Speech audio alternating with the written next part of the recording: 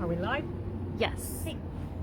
So good evening, everybody. Welcome to the Senator Buchanan Neighborhood Tour. My name, of course, is Belinda Crowson. I'm president of the Lethbridge Historical Society.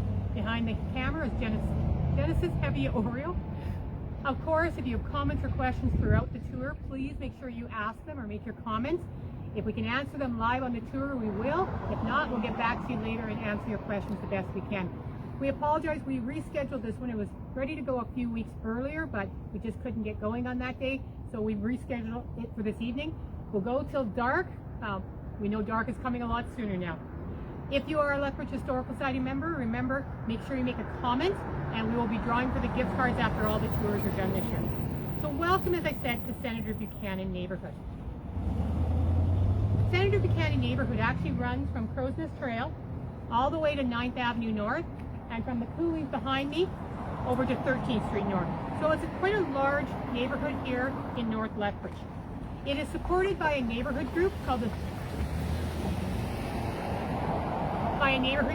Senator Buchanan Neighborhood Association, or SBUNA. When you create a society, you can't name it after a person, so they made it SBUNA. And it was formed on the 5th of August 2014. The neighborhood was named after the school in this area, Senator Buchanan School, which was itself named after Senator Buchanan. Senator William Asbury Buchanan was born in Ontario in 1876.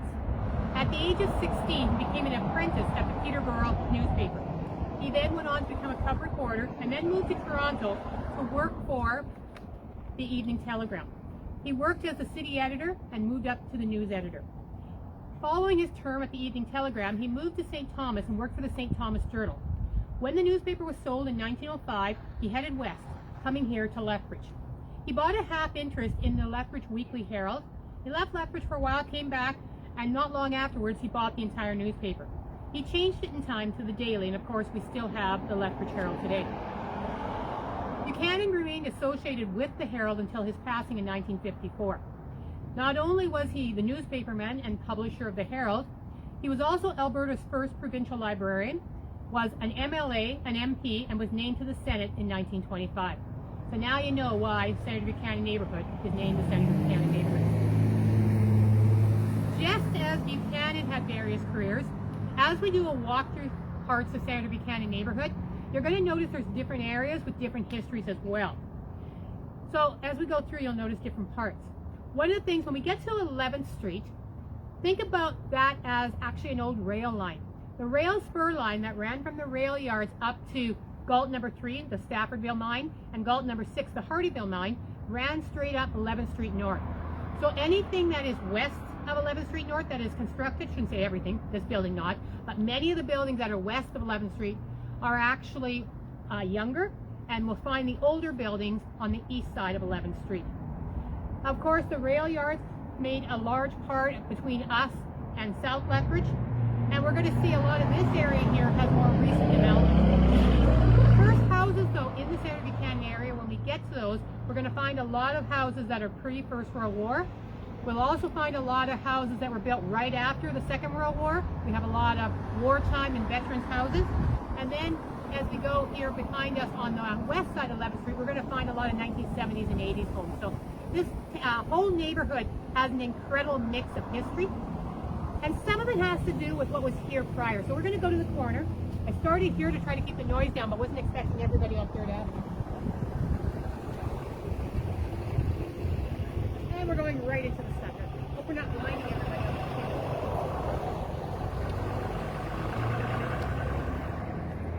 So if we turn south, maybe I'll just turn the camera south, you will of course see the bridge. And the bridge has been a part of the history of this area for a very long time. Not necessarily this bridge, but a bridge.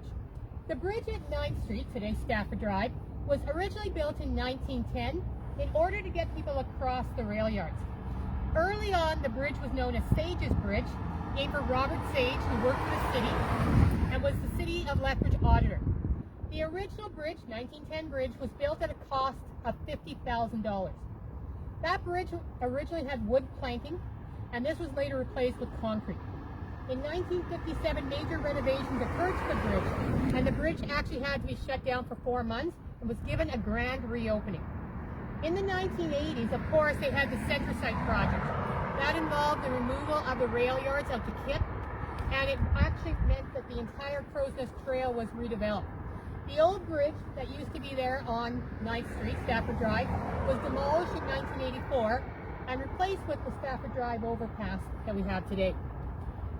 Something rather unique was found just on the north side of the 9th Street Bridge in 1918. What was discovered was actually an abandoned baby. Now this is what the newspaper account has of the baby being found.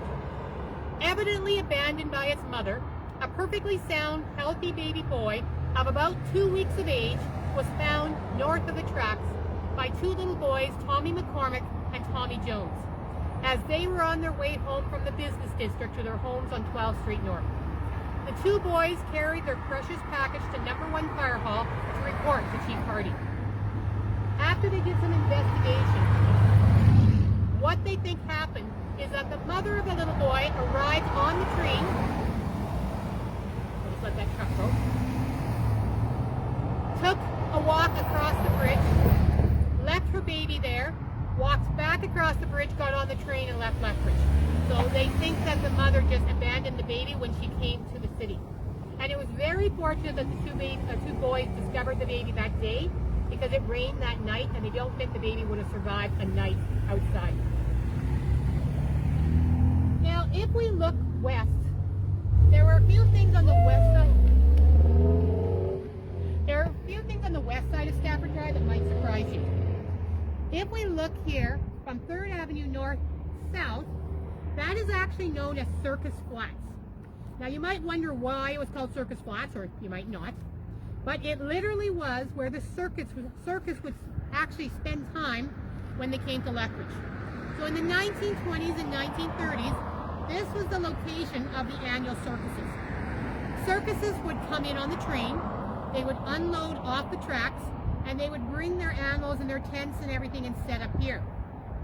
In order to build a crowd for the circus, they would take the animals, the elephants, etc., across the 9th Street Bridge, parade around downtown Lethbridge, and then try to bring the crowd with them back across the bridge and back for the circus. As you can imagine, a lot of kids would follow them back. Now, how big would the circus be on that spot? On 16th of August 1939, the Ringling Brothers Barnum and Bailey Combined Circus arrived in Lethbridge. According to the Herald, by the time the circus was set up on this spot, they had set up 41 tents, 9 electric plants, and 8 air conditioning units. How frequently would they come? The circus alone had 100 clowns. Wow. It was huge. There were 1,600 people associated with the circus, and the cook who worked for the circus noted that his team was planning 4,800 meals and 1,400 box lunches every day. All of that was set up there in Circus Flats in the 1920s and 30s. What was the population of Lethbridge? Population of Lethbridge would have been about 14,000 people. Wow. Yeah, it was a huge influx of people at that time. I've never seen a picture of it. We have pictures of the animals downtown, but I've never seen a picture of the circus set up here. So if anyone has any such picture, love to see it. The other thing you would have found here a little further north was Black Hill. Now, we know of course about some of the coal mines, but even though number 3 was the big coal mine, there was also number 2. It was more partly an air shaft, but a small shaft. But it had a slack heap, a mixture of coal and debris that it had taken out of the mine. And it was piled over here by 4th Avenue North. And it became, of course, Black Hill. It was coal. But you can imagine that it was quite popular with the kids. And they would actually use that coal mine hill, that slag hill, for a sledding hill. So something to play on. I'm sure the mothers loved that they would actually be there. In 1931, an event happened just north of here that was a tragic event in Lethbridge history. On February 1st, 1931, on the open prairie just north of the International Harvester Building, the first fatal plane crash in Lethbridge history occurred, resulting in the death of 2 young Lethbridge men. Donald Mackenzie, 18, son of Alderman W.L. Mackenzie, and Ivan Thompson, 19, son of Dr. R.B.C. Thompson. The boys had actually taken off from the airport just about 3 minutes prior to the crash. They had gone up because can't remember which one's the pilot, but the friend wanted to go up sightseeing, so his friend took him up. They took off from the airport, which used to be east of here on 5th Avenue North. They circled over Henderson Lake, circled over the south area, which was called Duff Addition, passed over the city and downtown, came north here, and crashed here just off Stafford Drive North in 1931. What they think happened is somehow something got stuck, so it kept the throttle open, so they actually did a nosedive and crashed in a great speed. Both were killed instantly in the crash. So we know that we had Circus Flats here, but what was just north? As I mentioned, there was Black Hill, but there was also an oil refinery. Lethbridge was home to 3 different oil refineries at different times, and one of them was just a little bit west of us, around 4th Avenue North. Between 1923 and 1928, this was the location of Standard Refinery, later renamed the Arctic Refinery. When the refinery opened in 1923, it was actually used to refine Montana crude oil from the Kevin Sunburst field. The refinery was designed to produce gasoline, kerosene, distillate, and fuel oil. Now, the reason the refinery was here was there were quite a few local men who were stakeholders in that refinery, and they were working with American companies to bring it here. Locals were happy as the refinery was seen to represent an influx of American money into Lethbridge and area, and also bringing in American money for the Alberta oil business. By 1928, the Arctic Refinery was controlled by the California Petroleum Corporation of Los Angeles. It actually looks like changing government laws brought the end of the refinery. My page doesn't want to flip, just a second. What happened is there was a price put on to crude, and bringing it across became too expensive, and so in 1927 the refinery closed and basically stops operations in 27-28. All right, now you probably wonder what I'm standing in front of. This is one of the older buildings in North Lethbridge. I know we're standing so close it's hard to see. This building is actually 108 years old and was constructed in 1913 as the International Harvester Building. International Harvester was an American agricultural machinery company formed in 1902 through the merger of a few smaller companies. Now, the first International Harvester building in Lethbridge was down on 5th Street South. It's the building where Bread, Milk and Honey is today. But by 1913, the company needed a much larger building and relocated here. This building was purchased by the provincial government in 1959 and became known as the Administration Building. If you're trying to imagine what was in here, in 1961, it was the office of the Department of Municipal Affairs, the Department of Lands and Forests, Legal Aid, Driver Testing Office, and Motor Vehicle Branch. And there was also provincial court held on the 3rd floor of this building. And this is still the administration building with a lot of different organizations operating out of it today. And it's been called the administration building for 55 years, since 1966. All right, we're gonna go on a bit of a walk. We're gonna go down now to 12A Street and talk about Macaroni Lake.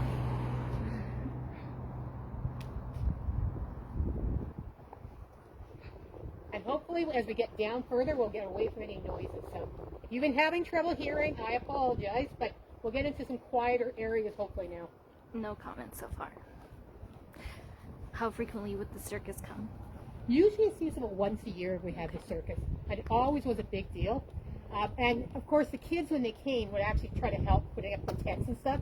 And there are mothers complaining in the newspaper, I can't get my child to do any work at home. But as soon as the circus comes, you know, they're all eager to get going. Free play. Of course. You can't really blame the kids. I mean, I would definitely be playing if I were on the circus. You mean working? Yes, working. If parents had elephants at home, their kids might be more active to work though too, right? Someone said it could be worse, it could be windy too. Yes, yeah. This is actually a nice day. The last day we did it was that kind of rainy day, which it wasn't raining at the time, but it was quite miserable.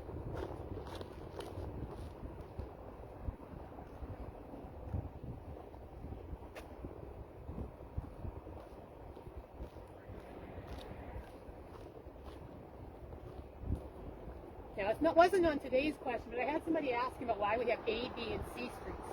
And they were actually a way to try to connect the north streets and the south streets. Because, of course, they want 13th Street to line up both ways. And so that's one of the reasons they had to put in some A, B's, and C's. And here in Senator Buchanan, we do have 12A, 12B, 12C. So there's 4 12th streets. All right, so we have here the big Warwick Printing Building.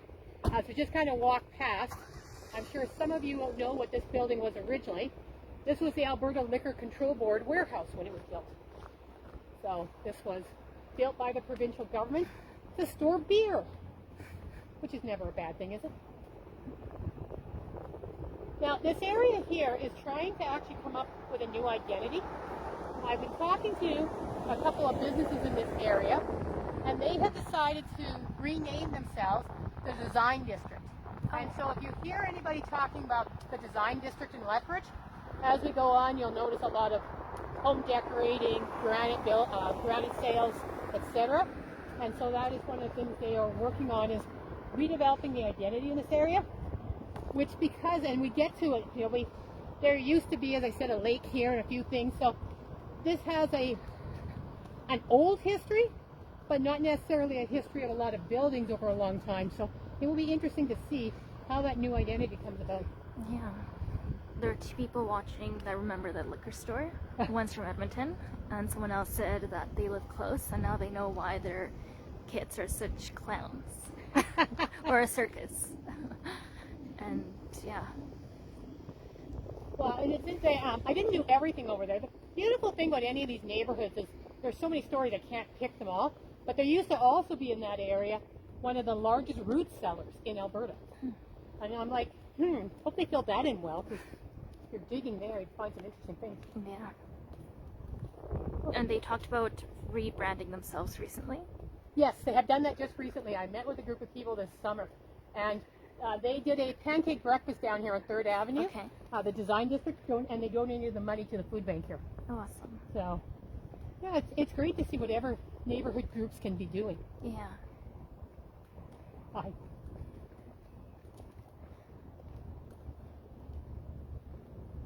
No, I know Dennis's knows this, and some of you know it as well. This summer I did my early morning walks and photographed every historic house in Lethbridge. And I got a really good opportunity to walk through some of these neighborhoods and got to learn some of the history of some of these houses. So now people will understand what I was doing with my camera out every morning as I walked through your neighborhood.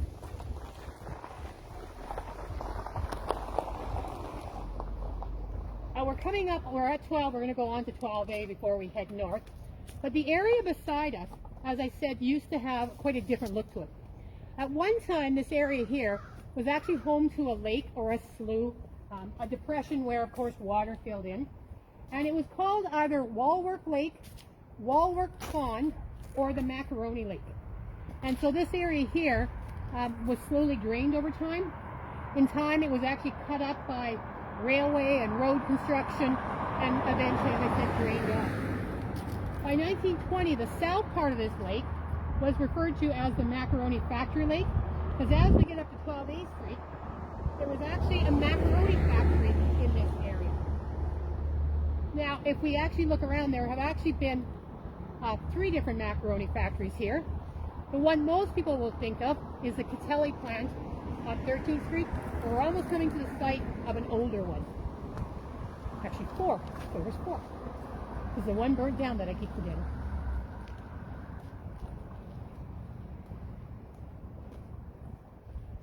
All right.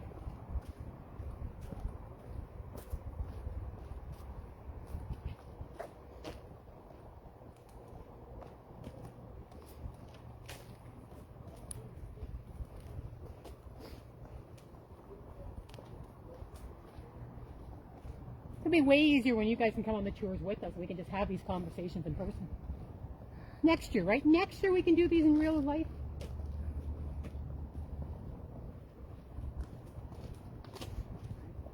I love the patio that the corner cafe has. It looks so rustic and fun. It does. Particularly beautifully done for whoop-up days. Yeah.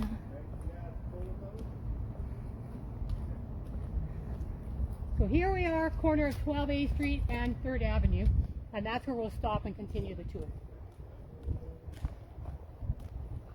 The alleys are so wide in this area. That's what someone mentioned. So, Macaroni. The first macaroni plant in Lethbridge opened in 1913. Carmine Marinero moved his macaroni plant from Fernie, British Columbia to Lethbridge. And he was enticed to Lethbridge through the city of Lethbridge's first ever industrial contract. So when you think about city incentives, the first time the city ever incentivized an industry to move to Lethbridge was 1913, and they brought in a macaroni plant from Fernie. They made a deal with Marinero about where he would set up the macaroni plant. And what they did is they had him set up in the old woolen mill, which was actually quite a bit further west, right on the old McLeod Trail, the road that used to go out of Lethbridge to the west. It very quickly became apparent that that building wasn't suitable, and a factory was built at 12A Street North and 3rd Avenue North, where we are right now. And it was on the east side of 3rd Avenue and 12A Street North. In 1921, December 1921, that building suffered a fire. And on Christmas Eve 1921, the macaroni factory suffered a severe fire. Both brigades of the fire department, so the north side and the south side brigades, had tended the fire, and they had great difficulty fighting this fire, as the fire had been ignited by gas in the building used for automatic engines that worked in the plant. The building was consumed, and following the fire, a new macaroni plant was built a block further south and on the west side, so here on 12A but on 2nd Avenue. That building was used to make macaroni until 1949, when the Catelli plant opened on 13th Street North. The old macaroni plant just south of us was torn down in the 1970s. In 1928, just go back a little, Columbia Macaroni, which was the name of the factory, merged with Catelli, and Catelli operated the macaroni plant until the 2000s? I can't remember exactly when the other one closed, but Catelli extended the history of the macaroni plant. Now we're going to go north now to 4th Avenue, and we'll talk about some houses there. But as we're walking along, if you notice these houses that are sort of identical, those are all wartime or veterans houses, and a lot of the houses here are from the 1940s. And I know I have said this many times, but I'm hoping somebody who owns one of these houses will hear it. As of this time, there is no wartime house in Lethbridge that has been designated a municipal historic site.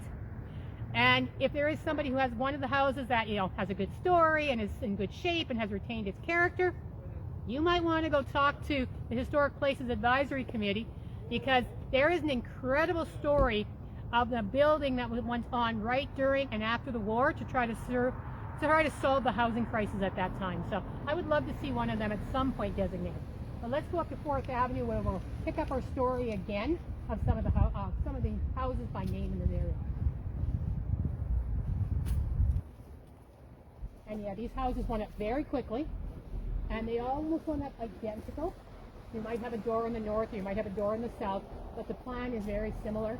And you will see similar houses right across Canada going up at this time.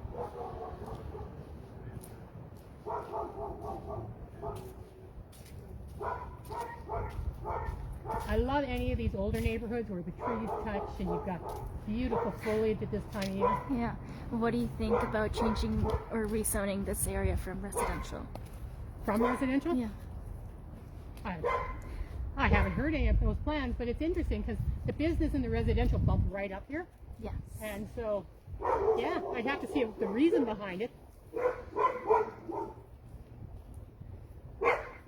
It's always those things. I know in some places, well, I know I've had this discussion with other people. I know some cities that don't have zoning at all. They sort of leave it to the people to decide what goes where, and then you make decisions with your neighbors. And there's some places that are putting businesses and residential mixed together because, somebody once said to me, probably the biggest anarchists we ever had in any city were music teachers who, took almost all of their homes and turned them into businesses. Yeah. Okay? Somehow they were always able to do that. Are there any other areas where there are wartime houses? There are wartime houses over by Galbraith School, quite extensive ones over on 8th Avenue and 8A in that area there. And there are wartime houses all throughout the area around the hospital. So there's a lot of wartime houses there. The difficulty with some of these is the records weren't really well kept, so we know they're probably 1940s. Some cases we have dates of construction, in some cases we don't. Always makes it a little more fun when we're trying to do the history. Someone said they love the trees. Yeah. Again, I wish you guys were with us. We're going to head this way. Actually, we're going to go kitty corner across the street. I love this house. I do too. There are some phenomenal houses throughout, the older parts of Lethbridge. And this is one of the reasons I think we all need to get out of our cars more. Because when you get out of the car, you actually get to see some of the details on these fabulous buildings. So we're going to go down this way to see.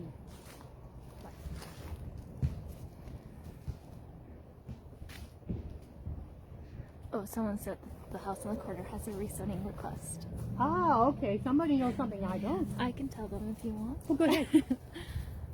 That's a good thing about having a planner here. Yeah. Hi, my name is Genesis and I work as a planner with the city, and there was a rezoning inquiry about this property to allow a therapist, children's therapist, to operate out of the house, which would be not residential use. But after they had a meeting with their neighbors, they actually decided to not pursue it.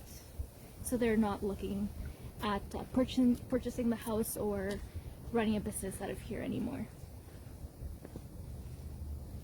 Whenever you do a tour about buildings, bring your own planner along. It just makes it so much easier.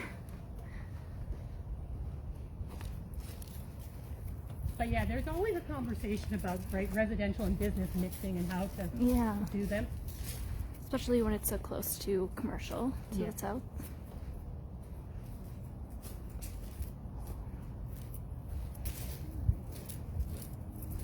We're going to be right here on the corner here. I'll just beware of dog signs.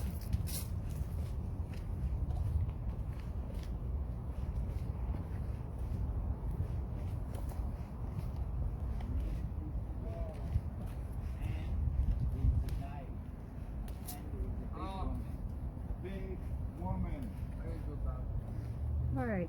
How you doing? Hello. We're doing a historic walking tour. What's going on? You want surveys done? No, We're telling people the history of the area. Okay, good on ya. Thank you. I'm sorry for yelling at you, but you're pretty far away. That's okay. I'm just trying to find. Actually, your house is one of the ones we're going to talk about as soon as I can find my page. Over here, so we don't. Do you want us to move? No, that's okay. If you don't mind being on camera, that's fine. Okay. What's on that Facebook? I want to be famous. It's going to be live, so we're on right now. Are ya? Yes. yeah.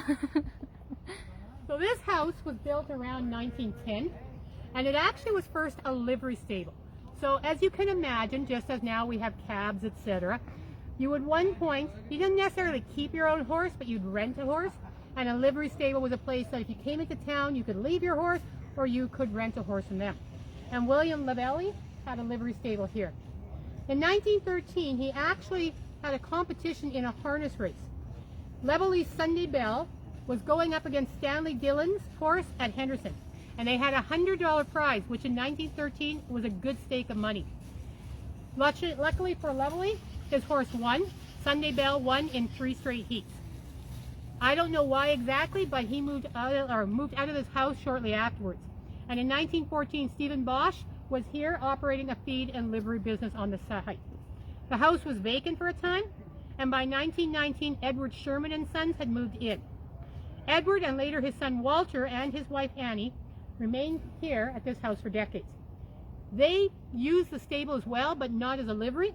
They actually ran an express and dray company. So basically they were movers, and so the horses would have been used for their wagons to move everything. It later became a transfer company, which essentially is just a moving company, Sherman and Sons Transfer Co. And they lived here, as I said, for several decades. Now, imagine here, though, at the time, right, a lot of these houses didn't exist. The lake would have been just off. they would have had grazing areas and a beautiful place for their horses at this time. So if you're trying to imagine what this would look like, if you had stables here, you certainly would have had a good location for horses to be. All right, we're going to keep going north, and we're going to go up 1 block to 518. So let's enjoy the walk.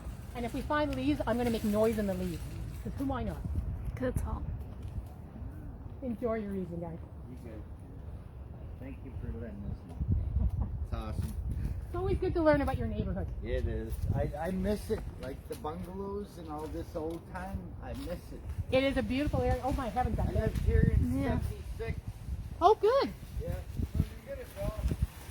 That's a beautiful thing. It is. Someone asked when were horses no longer allowed in the city? Actually, quite like for different reasons, they were here up into the 50s and 60s. When the actual law changed, I couldn't tell you. So one of the really cool things is there are horses in Galt Gardens today. Oh. Therapeutic Riding and the Alberta Health Services are working on a program, or they have been all summer. They've been taking horses to seniors' residences throughout the pandemic so that the horse will walk outside and people can see it. And they've been taking them into Galt Gardens and other places as part of therapy programs. So I was down in Galt Gardens and got to pet a horse today. Very cool. They didn't have saddles, there was no riding. No.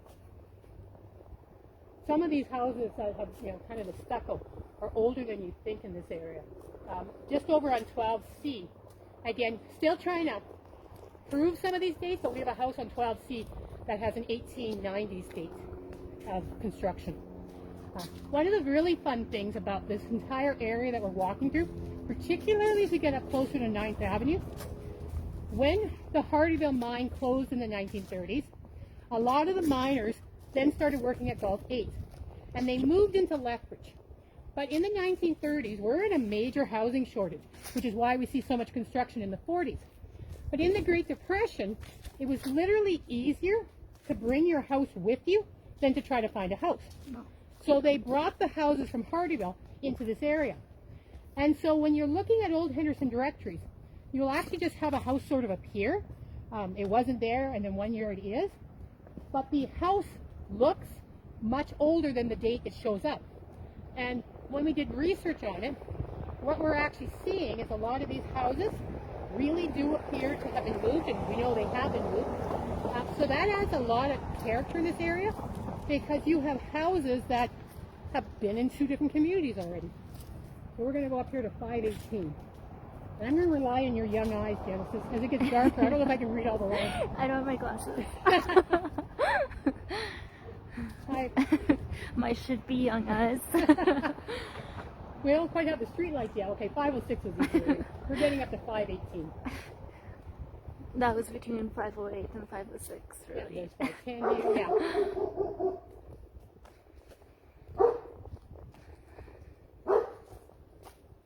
What's my luck? Oh, no, it's not going to be the one with the dog. Ah, yes, it's the one we just recently lost. So, yeah, we lost the 1912 house here. It was condemned. No, it was torn down not long Okay. ago, right? But what I wanted to show you here on this one is just how narrow the lots were and how long they were as well. So you can imagine the garden in the back. And we'll just keep going on here. And it was here not that long ago, and then, yeah, we lost the house. We're going to keep going on now to St. Basil's. I love this house with the different roof.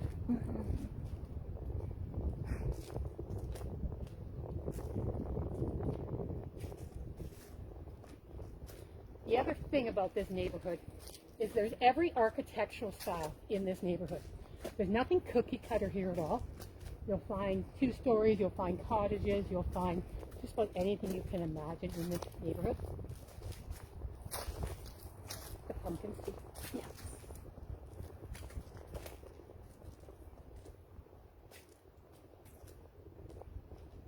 Do you see that in most core neighborhoods? Well, in some neighborhoods on the south side, what we had quite often was a contractor would come in and would build 3 or 4 houses. So you have 3 or 4 houses that are identical because they were built to sell. Or on the south side, we get a lot more of the of the catalog houses. So you get a lot of houses that are actually quite similar. We don't see that as much in this neighborhood because it really does look like people were either building their own homes, and we have some homes here that, because a contractor was living in it, we're pretty sure that's the person who constructed it. Right. So there just seems to be more Variety. yeah, much more variety, and it creates a much more interesting neighborhood when you're doing a walkthrough. Even the lot sizes vary. Yes, and that's one of the reasons they were able to bring in the Hardyville houses. Is somebody would have had a large lot with a garden, etc., but then another house could kind of slide in there. Yeah. We'll just get up to St. Basil's.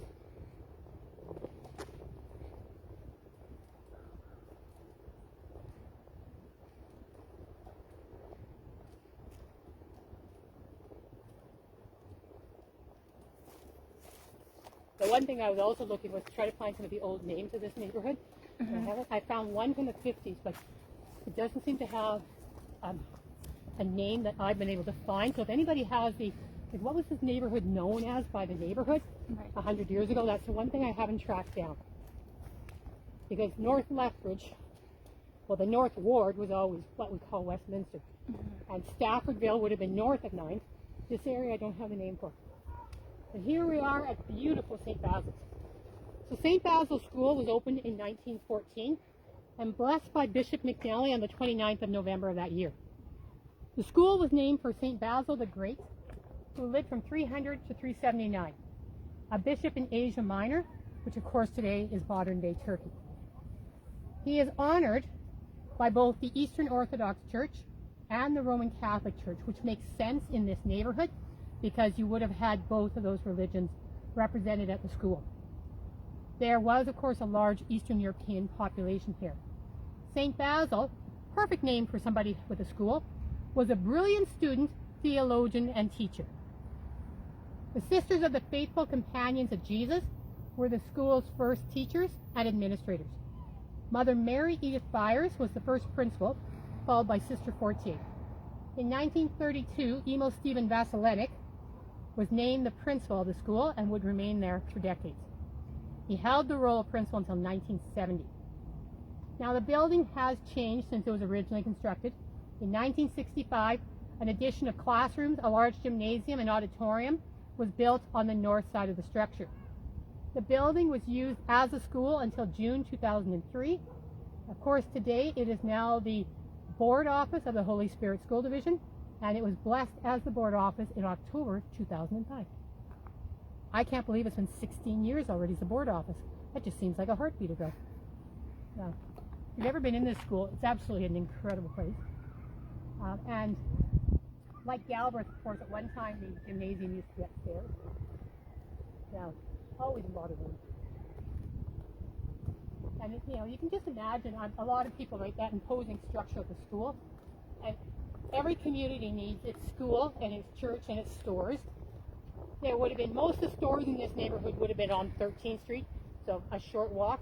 But on this street you have the school and the church, which is why I chose to go down 12B, because it gives a bit more of the story. And anybody with a good eye will notice, as with many historic buildings, there of course is a Lethbridge Historical Society plaque at the entrance to the building. So if I don't know the history, I just run over and read the plaque. We'll come up to the church and do the history of the church.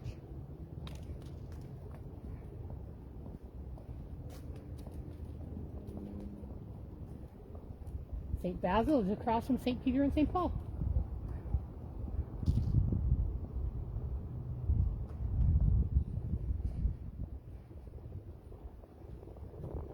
Good evening.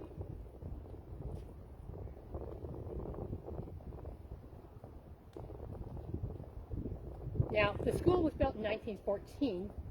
Prior to that, the kids would have had to cross to the south side to the convent school, just on the south side of the rail yards. So here we have St. Peter and Paul Parish, Paul and Church. Now the parish itself was formed in 1920, and for the first 2 years services were held here at St. Basil's School. In 1922, the parish was able to build their own church. There was a single parish here from 1920 to 1953.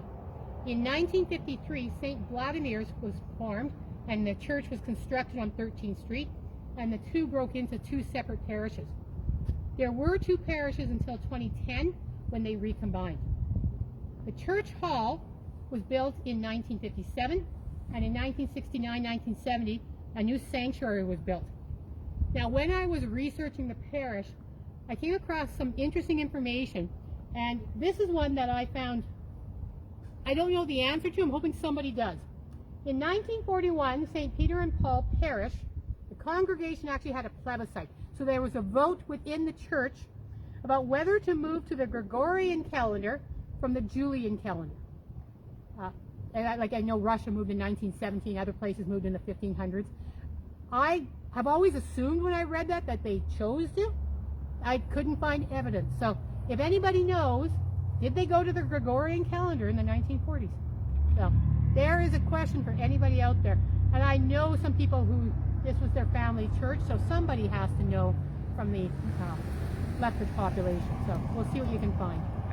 And we're just going to go up one more block to 702. Someone asked, any ghost stories on the school?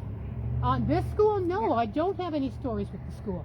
That's rare because most schools in Lethbridge have some kind of ghost story attached to it, but I don't have one here. Now, that could just be I don't have one.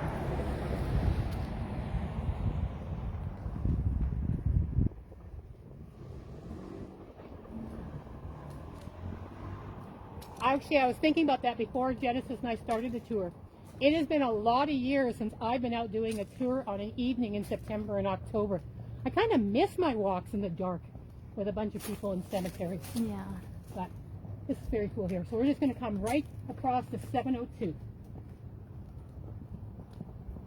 Beautiful four square.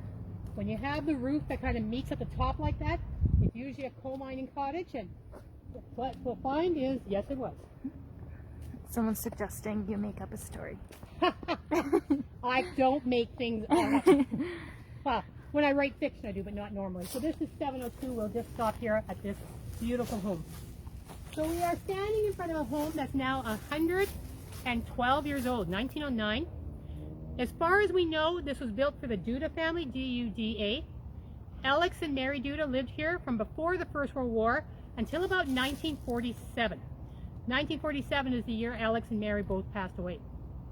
Alex was born in Slovakia in 1865 and came to Canada in 1899 with his wife Mary and their daughter, who came in he came in 1899, while his wife Mary and their daughter came in 1901. Quite often the men would come, get a job, raise some money, and bring their family over. Alex was employed in the mines for decades, as we said, very traditional coal miner's cottage. In the 1916 census, it is recorded that living here in this house was Alex, Mary, Marie, John, Alex Jr., Mike, Frederick, and Ellen.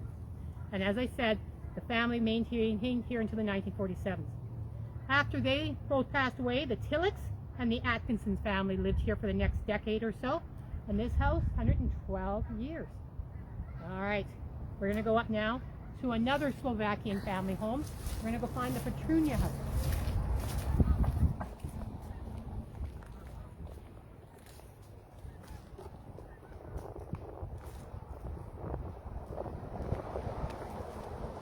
When I was doing research, I think I found 2 or 3 Petrunia families along this street. So I always hope I got the right brother at the right house. So, and that is one of the things I found about this area, is a lot of the same names on similar streets. So this would have been a neighborhood back prior to the Second World War, and even into the 50s and 60s, where you would have had a lot of people related to each other, a lot of families who knew each other. You can only imagine going to school, there would have been a lot of cousins, etc. Would have been a very close-knit community. All right, we're just going to go up to 740. It is amazing at the end of September what the flowers are looking like in people's gardens. Especially with the trees turning. I think some of you know I love to garden. I love to try to push the season. If I can get another 2 or 3 good weeks, I will have fresh peas for Thanksgiving. Wow. I try to do that every year, and last year I didn't quite make it. We'll see if I can get it this year. Another very traditional coal mine roof. I believe a person who's watching from Edmonton lived across from 10th Street, the Sarah Buchanan School, and his mom lived here for 40 years. Okay, very cool. I wonder how many families, I haven't done that investigation, when those new houses were built, right, might have left some of these houses and just moved a little over, especially the kids and the grandkids. Yeah. Because, you know, the new houses, but you're still in the same neighborhood. All right, one more house. The other thing I love about these old neighborhoods, and it doesn't matter if it's this area, Westminster, London Road, I am such a fan of these old caragana bushes. If anybody has ever tried to get rid of caragana, they are resilient. They do not die easily. All right, 740. Hello, puppy. So this house is just 1 year older than the house we looked at, and this was constructed for the Petrunia family in 1908 when they moved into Lethbridge from Slovakia. From the 1916 census, we also know who was living in this home, and there were several members of the family: John, Ellis, Joe, John Jr., Marie, Matthew, George, and Ellen. John Petrunia worked for decades in the mines, and he worked in the three big ones. He worked in Galt 3, Galt 6, and Galt 8.